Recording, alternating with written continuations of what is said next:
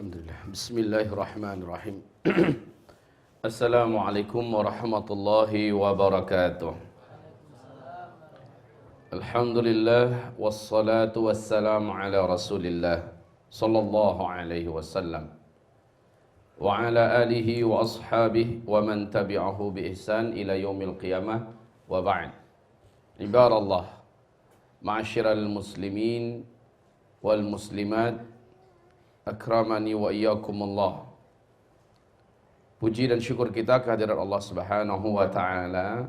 Salawat dan salam kita kepada Nabi Muhammad sallallahu alaihi wasallam. Masya Allah, siang hari ini banyak di antara kita yang tidak saling kenal dan kita mampu bermajlis di sini. Banyak di antara kita yang bukan dari karib kerabat dan keluarga, tapi kita telah bertemu di sini. Ada sebuah hadis dari Abu Daud, hadis nomor 3080. Sangat sesuai dan pas, dan kita mengaminkan setelah dengarkan hadis ini. Hadis ini bukan dicocok-cocokkan dan dipas-paskan, tetapi adanya hadis ini membuktikan adanya hamba-hamba Allah yang akan mengamalkan hadis ini. Saya optimis insyaallah ta'ala, mudah-mudahan niatan kita menjalin silaturahmi, niatan kita membangun ukhuwah hendaknya pas dengan hadis ini sehingga kita dapatkan kemuliaan. Mari kita dengarkan. Rasulullah SAW bersabda, "Inna min ibadillah la unasan." Sesungguhnya ada nanti pada hari kiamat hamba-hamba Allah, manusia-manusia mahum bi anbiya wala syuhada. Mereka bukanlah para nabi dan juga bukan orang-orang yang syahid di medan perang. Yaghbituhumul anbiya wa syuhada, tetapi seluruh nabi dan orang-orang yang syahid cemburu kepada mereka. Pada hari kiamat nanti cemburu. Bukan nabi, bukan orang-orang yang syahid, tapi para nabi dan orang yang syahid cemburu dengan mereka. Bimakanatihim minallahi ta'ala, karena posisi mereka nanti yang dimuliakan dan ditinggikan di sisi Allah Subhanahu wa ta'ala. Qalu ya Rasulullah. Mendengarkan hadis ini para sahabat bertanya, wahai Rasulullah, tukhbiruna manhum? Kabarkan kami ya Rasulullah, siapakah orang-orang itu? Qal, Nabi SAW berkata, hum qaumun tahabbu bi ruhillahi ta'ala ghaira arhamin bainahum. Mereka adalah orang-orang yang dulu di dunia dapat cinta mencintai karena Allah Subhanahu wa ta'ala. Ala ghairi arhamin bainahum, padahal tidak ada hubungan karib kerabat di antara mereka. Wala amwalin yata'atawnaha, dan juga tidak ada urusan bisnis yang mengikat mereka. Bukan karib kerabat, tidak pula jalinan bisnis. Setidak-tidaknya ini perusahaan, seluruh anggota keluarga besar perusahaan dikumpulkan semua, acara macam gini. Bukan. Tetapi benar-benar pertemuan saling cinta mencintai hanya karena Allah Subhanahu wa ta'ala. Fawallahi, maka demi Allah, kata Rasulullah, inna wujuhahum lanur, sesungguhnya wajah-wajah mereka nanti pada hari kiamat sungguh amat sangat bercahaya. Wa innahum ala nur, dan mereka akan berdiri di atas tempat yang terbuat dari cahaya. La yakhafuna idza khafan nas. Pada hari itu orang-orang di hari kiamat di padang mahsyar takut, tegang, cemas. Sementara mereka tenang, kalem, adem, dalam keadaan senang. Wala yahzanuna idza hazinnan nas. Saat manusia-manusia dalam kesedihan pada hari kiamat, mereka dalam kegembiraan. Wajah mereka cerah ceria. Lalu Rasul membacakan ayat berikut ini, ala inna awliya Allah la khawfun alaihim wala hum yahzanun. Ketahuilah sesungguhnya wali-wali Allah, mereka tidak ada ketakutan dan tidak pula dalam keadaan bersedih hati. Ayat ini dibacakan Nabi sebagai penutup hadis ini. Jadi kita dengarkan ibarat Allah yang kami muliakan. Siapa orang-orang yang dicemburi oleh Nabi dan para syuhada? Yaitu orang-orang yang dulu di dunia. Kata Rasulullah SAW, yatajalasuna fiyya. Mereka saling membuat majlis hanya karena aku. Coba. Di grup sahabat Yamimah, dimulai dari sana, pembicaraan di sana pasti bukan bisnis. Pembicaraan di sana pasti bukan perkara-perkara yang berkaitan tentang proyek. Ya, pembicaraan di sana membicarakan tentang iman, membicarakan tentang akidah, membicarakan tentang ibadah, saling memotivasi untuk melakukan amal soleh, tular menularkan ilmu yang positif, yang baik, sehingga terjalinlah hubungan. Lalu dari hubungan itu ada rencana untuk membangun Islam bersama-sama ke depan. Lalu akhirnya diadakan pertemuan semacam majlis seperti ini. Yatajalasuna fiyya. Mereka membuat majlis-majlis karena aku. Kan enggak ada hubungan kerabat, tidak ada hubungan bisnis, tidak ada kepentingan-kepentingan duniawi, tetapi fiyya, hanya untuk kepentingan aku, kepentingan agamaku. Yatazawaruna fiyya. Mereka saling mengunjungi karenaku. Yatabadzaluna fiyya. Mereka saling berkorban. Mereka saling berlomba-lomba bersedekah, beramal, ya, semangat menyemangatkan untuk membantu hamba-hamba Allah, untuk menolong agama Allah, untuk menopang dakwah kepada jalan Allah. Karena inilah majlis dibentuk. Karena ini majlis terbentuk. Karena ini majlisnya ada. Seperti yang saya katakan tadi, saya berbaik sangka dan optimis insyaAllah ta'ala. Majlis yang hari ini termasuk majlis yang ada dalam hadis ini hendaknya. Amin ya rabbal alamin. Mudah-mudahan bapak dan ibu kita, karib kerabat yang ada dan seluruh ustaz-ustaz kita, kaum muslimin muslimat undangan yang ada, datang kemari yang memang bukan dalam rangka untuk bisnis, bermajlis di sini memenuhi undangan silaturahmi, masya Allah, yang dihidangkan menjadi sedekah, masya Allah, yang datang dengan niat untuk menyambung tali silaturahim berhak mendapatkan doa para malaikat sampai dia bubar dari majlis ini. Kemudian kita nanti pada hari kiamat wajahnya bercahaya semua, berdiri di atas cahaya semuanya, sehingga para nabi dan syuhada hendaknya cemburu kepada kita. Hamba-hamba Allah yang kami muliakan, enggak ada apa-apanya majlis arisan, enggak ada apa-apanya majlis reunian, ya, enggak ada apa-apanya majlis DPR, majlis MPR, meeting ini, meeting itu, segala macamnya. Majlis yang terbaik di muka bumi adalah majlis ajang silaturahim yang di situ ada zikir, yang di situ ada ilmu, yang di situ ada tazkirah, yang di situ ada hubungan-hubungan emosional dakwah, ya. Nah, ini yang kita bangun. Kalau majelis reunian sudah sering kita adakan di mana-mana. Majelis acara rapat ini, musyawarah itu, segala macamnya sering dibuat di mana-mana. Tapi yang untuk agama Allah, yang karena agama Allah, langkah-langkah dibuat. Nah, ketika ada orang yang mau datang, inilah orang yang masuk dalam hadis ini. Padahal hari Minggu biasanya nih hari di mana orang hilangkan stres. Perginya kemana? Ke Ancol, ke Puncak, ke apa namanya? Saya nggak tahu lah tempat-tempat yang seronok kata orang di Jakarta ini. Nah, hamba-hamba Allah yang kami muliakan, sementara kita datang kemari, kita korbankan masa bersenang-senang kita bawa anak kita kemari. Ya, Pak Rizal sampai dibawanya anak cucunya kemari, masya Allah kan? Ya, saya kalau sempat ada anak-anak saya bawa kemari. Hamba-hamba Allah yang kami muliakan, inilah dia apa yang disebut oleh Rasulullah sallallahu alaihi wasallam, innallaha yaumal qiyamah, sesungguhnya Allah pada hari kiamat menyeru, ainal mutahabbun bi jalali, mana orang-orang yang dulu sama-sama sayang, saling sayang menyayangi hanya karena keagunganku, mana kumpul? Allah panggil semuanya untuk berkumpul. Al-yawma adhilluhum yawma la zilla illa zilli. Hari ini kata Allah, aku akan naungi mereka, aku akan ayomi mereka dengan ayuman khusus, dengan naungan khusus yang hanya dia yang berhak mendapatkannya. Pas dalam hadis, sab'atun yuzilluhumullahu fi zillih yauma la zilla illa zilluh.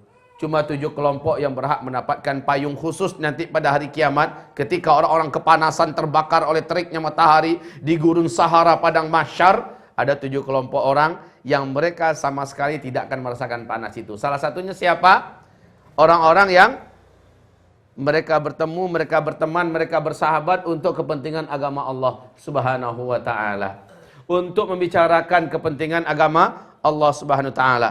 Bagaimana nasib kaum muslimin, bagaimana dakwah, bagaimana nasib saudara kita mu'allaf di pedalaman di pelosok sana, bagaimana tentang masalah media-media Islam yang harus di backup segala macamnya, bagaimana tentang nasib penzaliman terhadap sekelompok umat Islam di negeri mana gitu ya. Kita bicarakan ini. Khusus pertemuan kita membicarakan yang berkaitan tentang agama Allah. Nah, dipanggil oleh Allah. Ainal mutahabbuna bijalali. Mana? Semua orang-orang yang ada kepentingan itu dulu di dunia, sekarang kumpul. Khusus di bawah naungan Allah. Dan mereka ditempatkan, wa inna manazilahum lanur, wa wujuhahum an-nur. Ya, wajah mereka bercahaya, tempat-tempat mereka berdiri dari cahaya, dan mereka dipanggil, diberikan kemuliaan dan penghormatan. Masya Allah. Hamba-hamba Allah yang kami muliakan, motivasi saya untuk semua. Saya yakin perbedaan latar belakang, perbedaan kultur dari masing-masing negeri kita pasti ada. Dan ini juga perbedaan guru. Yang ini gurunya Buya Hamka, Buya M. Nasir. Yang itu gurunya Kiai Haji Ahmad Dahlan. Yang ini Hasim Asy'ari, ya. Masing-masing kita punya guru. Yang ini mazhabnya Syafi'i, yang ini mungkin saja mazhabnya Ahmad bin Hambal atau Hambali dan segala macamnya. Apapun latar belakang daripada masa lalu kita, guru kita, background daripada mazhab kita dan segala macamnya, selama kita ahlus sunnah wal jamaah, selama itu kita berhak masuk dalam hadis ini. Ya. Berhak masuk dalam hadis ini. Jadi perbedaan-perbedaan kecil sekecil apapun, perbedaan-perbedaan besar selama itu bukan prinsip, dalam persaudaraan karena Allah wajib disingkirkan. Harus tidak dijadikan sebagai tolak ukur dari kita bersaudara. Karena kata Nabi SAW nanti di akhir zaman akan muncul orang-orang atau kelompok-kelompok yang hanya mengucapkan salam untuk kelompoknya saja. Tapi dia tidak mengucapkan salam kepada orang yang di luar kelompoknya. Yang hanya menerima salam dan membalas salam dari kelompoknya saja. Kalau bukan dari kelompoknya yang membaca salam, dia tidak akan balas. Dan Rasulullah menyebutkan SAW, tidak akan terjadi kiamat sampai kejadian seperti ini terjadi. Dan sekarang memang sudah banyak orang-orang dari berbagai kelompok-kelompok. Ya, semoga Allah beri hidayah kepada saudara kita dan termasuk pada diri kita sendiri. Kalau seandainya pernah ada di antara kita yang seperti itu, kita istighfar, kemudian kita robah. Alhamdulillah kayak sekarang ini, kan kita nggak saling kenal nih. Kenalnya hanya melalui medsos, ya. Kita nggak saling kenal, sekarang udah duduk bersama-sama. Kita tahu tidak bertanya, Bu, Ibu mazhabnya apa? Ambo Syafi'i, Pak Ustaz. Dia kalau Ambo Hambali, Bu. Oh, kalau itu nggak cocok dah, Pak Ustaz. Nggak bisa kita pegang kawan itu. Kalau sudah seperti itu gayanya, minta maaf sekali lagi, ini termasuk gejala umat akhir zaman yang Nabi tidak sukai. Tetapi Ibu dari mazhab apa? Syafi'i. Kalau Ambo Hambali, Bu. Sama Ustaz, sama Ahlussunnah wal Jamaah. Mantap. Ini dia orang-orang yang persaudaraan mereka karena Allah. Siapa guru Ibu, Bu? Ambo guru Ambo Hasim Asy'ari. Dia kalau Ambo Buya Hamka, Bu. Sama katanya, Pak Ustaz. Ini kan sama Buya sudahlah katanya. Nah, ya kan? Jadi kalau dia nggak ngerti bahasa Minang, saya terjemahkan. Ya. Sama, pokoknya sama. Guru sunafiyah, yatazawaruna fiyah, yatabadzaluna fiyah. Mereka saling bermajlis, mereka saling berkorban, mereka saling memberi, yatarahamuna yatawadduna, mereka saling berkasih sayang hanya karena aku. Dilanjutkan ini sampai kita menghembuskan nafas terakhir. Dilanjutkan sampai menghembuskan nafas terakhir. Agar hadis yang disebutkan Nabi SAW, orang yang termasuk dalam hadis itu kita. Ya, begitu Bapak Ibu yang kami muliakan, karena pesan Pak Rizal, Ustaz Rizal, kita berikan waktu sedikit untuk Ustaz Zul. Ya, sedikit memang kita sediakan sesuai dengan pesan yang telah disebutkan. Tetapi pertemuan ini adalah pertemuan awal yang akan dilanjutkan sampai meninggal dunia. Silahkan sekali lagi berbeda tempat, berbeda fasilitas, ya. Yang jelas kalau pertemuannya hanya sekedar reuni sekolahan, nggak keren.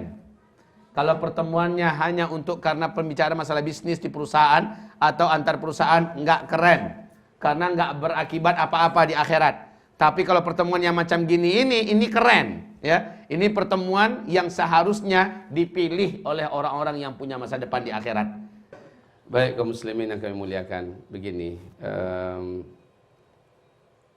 kita perlu sampaikan tentang hak-hak ukhuwah, hak-hak persaudaraan yang Islam sudah mengaturnya.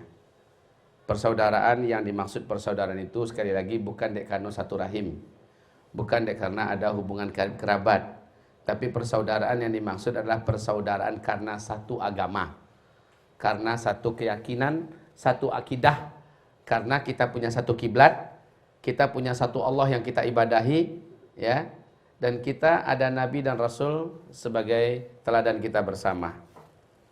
Hamba-hamba Allah yang kami muliakan, Rasulullah sallallahu alaihi wasallam bersabda, khairul ashabi indallahi khairuhum li sahibihi wa khairul jirani indallahi khairuhum li jirani. Orang yang paling baik menurut Allah di sisi Allah adalah orang yang paling baik kepada sahabatnya, kepada temannya, kepada karyaannya. Dan orang yang paling mulia di sisi Allah adalah orang yang paling pandai memuliakan tetangganya. Adapun orang yang paling buruk di sisi Allah Subhanahu wa taala adalah orang yang paling dibenci oleh orang lain karena kejahatannya. Lidahnya nyakitin, tangannya dikhawatirkan akan mampu menzalimi. Sehingga seburuk-buruk umatku, kata Nabi, adalah umatku yang dijauhi, dihindari karena kejahatannya. Memutuskan tali silaturahim membuat orang ini ada dalam masalah yang tidak kecil. Suatu ketika Abdullah ibnu Abbas, semoga Allah ridha kepadanya, sedang memberikan ceramah. Suatu ketika Abdullah ibnu Abbas sedang memberikan ceramah di Masjid Nabawi.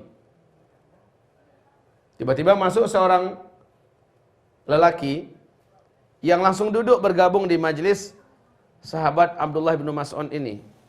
Abdullah ibnu Abbas ini. Masuk, Masya Allah.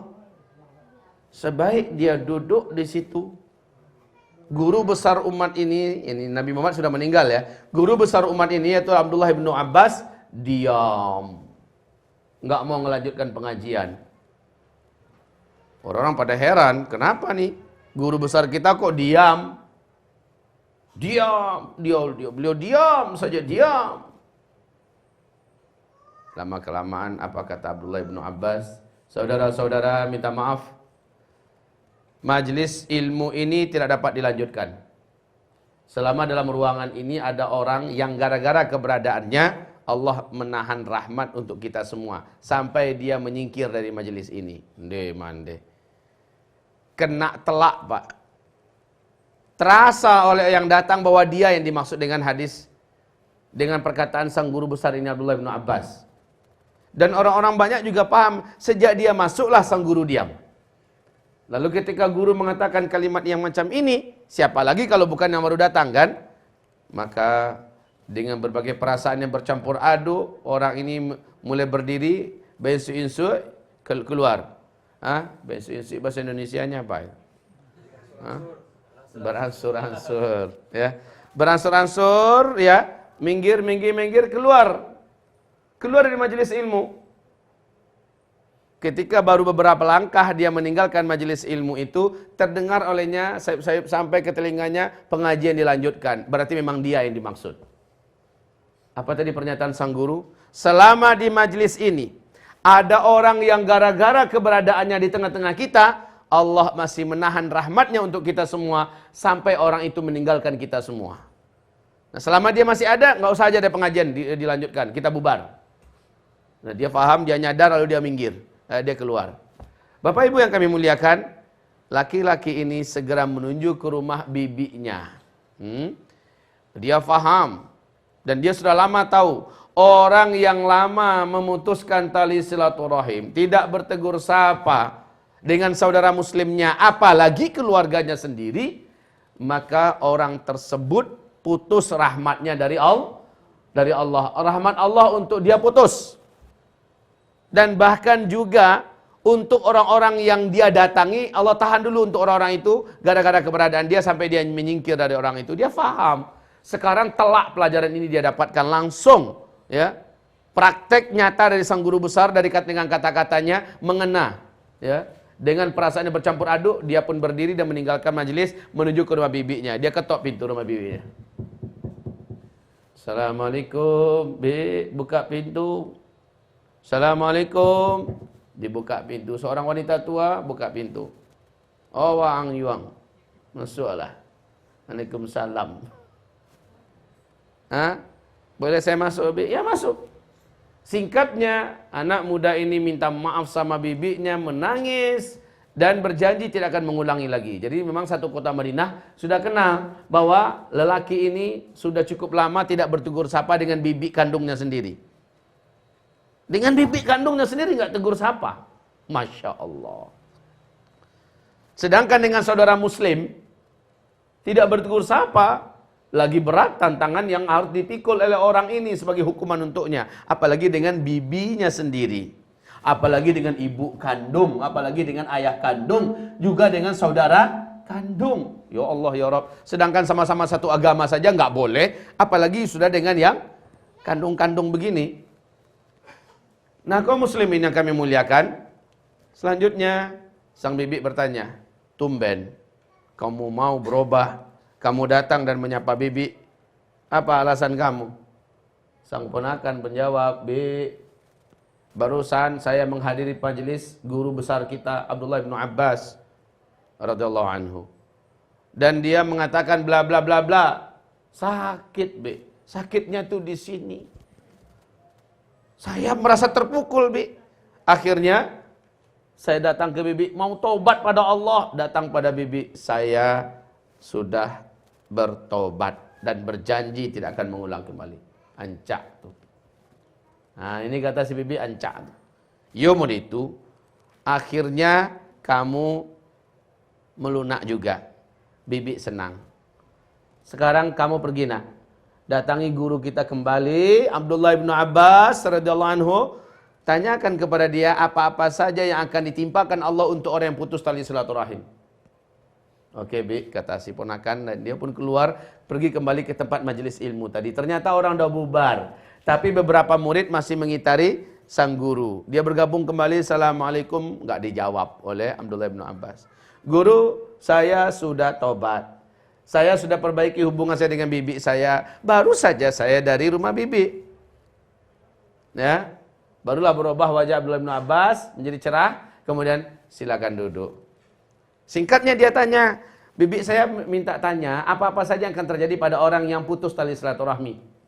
Yang menerima diputuskan tali silaturahmi, yang memutuskan tali silaturahmi. Maka Abdullah bin Abbas mengatakan tiga hal yang akan terjadi pada orang yang putus tali silaturahmi. Jika ia tidak cepat taubat dengan menyambung tali silaturahmi, memperbaiki hubungannya dengan orang itu, akan menimpa kepadanya tiga perkara yang sangat buruk. Yang pertama, seperti yang kamu sudah tahu, dimanapun kamu berada, kamu akan menjadi sebab tertahannya rahmat dari langit sampai kamu menyingkir dari orang-orang itu. Betapa buruknya posisi kamu saat itu. Yang kedua, Allah memutuskan tali rahmatnya untuk kamu. Kalau tali rahmat Allah putus untuk seseorang, ya, maka selama itu dimanapun dia berada, dia dalam keburukan. Dia dalam laknat. Karena lawan daripada rahmat adalah laknat. Bahaya ini, Pak. Dan yang ketiga, amalmu masih tertahan di langit dunia. Jika engkau tidak segera sambungkan tali silaturahmi, selama itu amalmu tidak ada yang tembus dan sampai kepada Allah untuk diterima, untuk ditimbang nanti di hari kiamat. Kalau kamu mati, sementara amal kamu nggak ada yang sampai kepada Allah, kamu dalam keadaan fakir terhadap nilai-nilai amal. Ya, kenapa nggak nyampe ke Allah? Sebab apa? Sebab tali silaturahminya masih putus. Oleh karena itu hamba-hamba Allah, setelah dengarkan hadis ini, setelah dengarkan penjelasan ini dapat kita baca dalam kitab Al-Kabair oleh Imam Az-Zahabi, ya, dosa-dosa besar oleh Imam Az-Zahabi tentang bahayanya putus atau memutuskan tali silaturahmi. Pak Ustadz, awak you ndak berniat untuk memutihkan doa Pak Ustadz, tapi menurut awak yang salah inyo. Dan inyo yang ndak berbunyi jawab, bakal tu Pak Ustadz. Ada yang nggak ngerti nggak? Banyak. Oke, diterjemahkan. Pak Rizal, tolong translate. Pak Ustadz, saya nih nggak bermaksud untuk memutuskan tali silaturahmi, tapi dia yang mutusin Pak Ustadz. Kalau kita hitung, dia yang salah. Lah masa iya dia yang salah, dia yang mutusin, lalu saya yang mulai? Kan nggak imbang Pak Ustadz, di mana harga diri saya? Kan begitu. Pak Ustadz, kalau dia mutusin saya enggak, gimana? Umpamanya begini Pak Ustadz, karena dia nggak negur, saya balik juga nggak negur. Kan nggak apa-apa Pak Ustadz, yang mutuskan kan dia. Kaum muslimin yang kami muliakan. Bunyi tapak tangan batapuak bila berbunyi ketika ada yang menyambut. Betul enggak? Baru kedengar bunyinya saat ada yang menyambut. Tapi kalau dia nepuk sendiri nggak ada yang nyambut, nggak akan kedengaran bunyi. Maksudnya apa? Disebut putus tali silaturahmi, ada yang memutuskan, ada yang menerima pemutusan. Jadi idealnya bagaimana? Idealnya dia putuskan tali silaturahmi, tetap kita ucapkan salam kepadanya. Tetap kita berbaik-baik dengannya. Oh, ya ndak taluk dia wak kemudian itu Pak Ustaz. Di mana go diri wak? Saya tak sanggup. Di mana letak saya letakkan harga diri saya? Dia yang memutuskan silaturahmi. Nanti asal ketemu saya assalamualaikum. Apalagi kalau sempat dia buang muka. Kalau udah macam itu Pak Ustaz, nih yo sakit Pak Ustaz. Biar lain enggak. Kan begitu. Bertepuk tangan syaitan kaum muslimin. Lalu bagaimana? Jangankan sesama muslim, Rasulullah kepada orang Yahudi saja, asal lewat diludahin terus. Ingat enggak kisah ini? Asal lewat diludahin terus. Lewat, puh. Asal lewat, puh. Langganan. Suatu ketika si master Yahudi yang suka memberikan air liur ludahnya kepada Nabi ini enggak nampak. Lalu Nabi bertanya, mana nih tetangga yang biasa ngeludah? Sakit. Beliau segera ambil satu keranjang makanan, beliau bawa air minum dan datang kepadanya. Lalu semoga Allah sembuhkan engkau. Apa kata Yahudi? Mande ciko bana akhlaknya. Begini betul mulianya akhlakmu. Saya yang biasa menyakiti engkau, saya yang biasa memfitnah engkau, saya yang biasa meludah engkau asal engkau lewat depan rumah saya. Sekarang saya sakit. Belum lagi keluarga saya datang, kamu duluan yang datang pada saya. Engkau memang betul-betul dalam di atas akhlak yang mulia. Ajarkan saya cara masuk Islam. Ajarkan saya cara masuk Islam. Coba lihat itu kaum muslimin. Jadi Nabi Muhammad kepada orang kafir saja yang biasa meludah kepadanya, lagi terus direspon dengan baik oleh Nabi Muhammad. Masa iya kita sesama saudara muslim?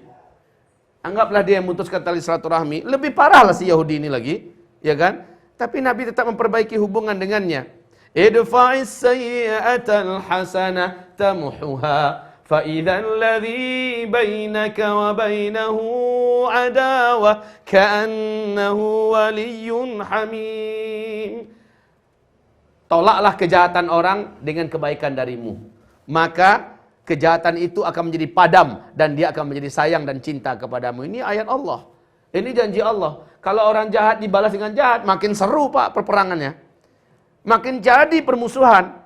Tapi kejahatannya dibalas dengan kebaikan, kejahatannya dibalas dengan kebaikan, Allah jamin pasti rasa busuk dan benci di hatinya kepadamu akan berubah menjadi waliyun hamim. Persahabatan dan kedekatan yang sangat rapat. Jadi kalau ada orang yang memutuskan tali silaturahmi, kesimpulannya bagaimana? Kita duluan. Laisal wasilu bil mukafi, kata Rasulullah sallallahu alaihi wasallam, walakinil wasila man wasala rahima mimman qata'ahu. Ya, hadis ini diriwayatkan oleh Imam Ahmad dan Imam Muslim. Bukanlah orang yang disebut menyambungkan tali silaturahmi orang yang mukafi. Kalau saya sih terserah. Kalau dia mau baikan saya terima. Kalau dia sapa saya balas sapaannya. Kalau dia tegur saya tegur balik dia. Tapi kalau dia tidak mau ya terserah, saya juga bisa. Bukan itu kata Rasulullah, bukan itu yang wasil. Walakinil wasil, tapi orang yang disebut dengan wasil adalah orang yang wasalar rahima mimman qata'ahu. Dia diputuskan hubungan oleh orang dan dia yang perbaiki. Unyu nama merusak, awak nama loan. Kan begitu maksudnya? Dia yang merusak, kita yang memperbaiki. Dia yang memutuskan, kita yang nyambung. Nanti pertanyaan yang ada di hati kita yang ditiup-tiupkan oleh setan, di mana letak arago diri yang waang dan diputihkan tu waang lo nama rada melelok kamu ko kenyo. Di mana kamu letakkan harga diri kamu? Kamu yang diputusin oleh dia, sekarang kamu yang datang-datang untuk memperbaiki hubungan. Gengsi dong. Ini kata setan.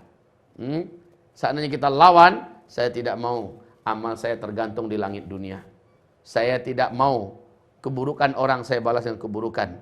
Saya tegur dia, saya sapa dia. Buka WhatsApp. Assalamualaikum wahai kakandaku. Assalamualaikum wahai adindaku, apa kabar? Saya doakan semoga engkau dan anak-anak dalam keadaan sehat walafiat. Titip salam ya sama ponakan-ponakan saya. Padahal kita tahu dia sudah lama nggak berbunyi di kita. Mungkin saja dengan sahabat kita yang lain, kerabat kita yang lain. Mulailah dengan media-media atau titip salam lewat orang. Atau lewat anaknya, kasihlah sesuatu hadiah. Berilah dia makanan atau apa sehingga terdengar oleh dia betapa kita menunjukkan itikat baik untuk berbaikan kepadanya. Tapi yang salah ini Pak Ustaz, biasalah ini yang salah. Yang penting begini Bu. Yang penting begini, kalau ternyata setelah kita baik-baikin dia tetap jelek, setelah kita tegur dia tidak mau menjawab Pak, itu urusan dia dengan Allah lagi. Yang penting urusan kita beres. Asal tiap ketemu kita mulai terus. Dia nggak jawab, dia meludah ke kiri atau kemana, itu urusan dia. Air liurnya yang habis, biarin aja. Ya, yang jelas kita terus berbaikan kepadanya. Urusan amal kita selamat dah. Udah nyampe ke langit insya Allah, ke sisi Allah. Sementara dia yang masih terkatung-katung antara urusannya dengan Allah Subhanahu wa taala. Dan kita doakan juga ya Allah, kasih hidayah hamba-Mu itu ya Allah. Berilah dia petunjuk ya Allah, lunakkan hatinya agar mau berbaikan kembali dengan kami ya Allah. Silaturahim. Baik hamba-hamba Allah yang kami muliakan, tak usah panjang-panjang ya. Tadi dibilang tambah seketik, ya seketik katanya. Jangan tambah banyak lo, tambah daripada aslinya. Baik, demikian saja. Barakallahu fiyya wa fikum jami'a. Nastaghfirullahal azim li wa lakum wa la haula wa la quwata illa billah. Kita ucapkan dan kita doakan kepada Bapak Ibu, tuan rumah beserta anak, karib kerabat dan keluarganya yang menyediakan rumah ini sebagai ajang silaturahmi untuk mendapatkan pahala besar ini. Kita doakan mereka diberi berkah oleh Allah ke dalam kehidupan mereka. Diberkahi seluruh harta yang ada di tangan mereka. Allah balasi semua yang telah dikeluarkan, yang dinikmati oleh saudara seimannya saat ini dengan pembalasan yang berlipat kali ganda di dunia dan di akhirat. Dan Allah jadikan mereka termasuk yang dalam hadis ini, yakni orang-orang yang nanti di akhirat bercahaya wajah mereka, dicemburi oleh para nabi dan rasul, serta seluruh yang hadir saat ini juga mendapatkan janji yang sama dari Allah dan dari Rasulnya. Amin ya rabbal alamin. Hamba-hamba Allah yang kami muliakan, semoga sahabat Yamimah tetap eksis dalam dakwahnya dan dalam kegiatan sosialnya, dan semoga umat semakin merapatkan barisan antar satu dengan yang lain untuk kepentingan sama, yaitu menyelamatkan Islam dan dakwah serta kaum muslimin. Demikian dari saya, wabillahi taufiq wal hidayah. Nastaghfirullahal azim li wa lakum wa la haula wa la quwwata illa billahil aliyyil azim. Subhanakallahumma bihamdika asyhadu an la ilaha illa anta astaghfiruka wa atubu ilaik. Wassalamu alaikum warahmatullahi wabarakatuh.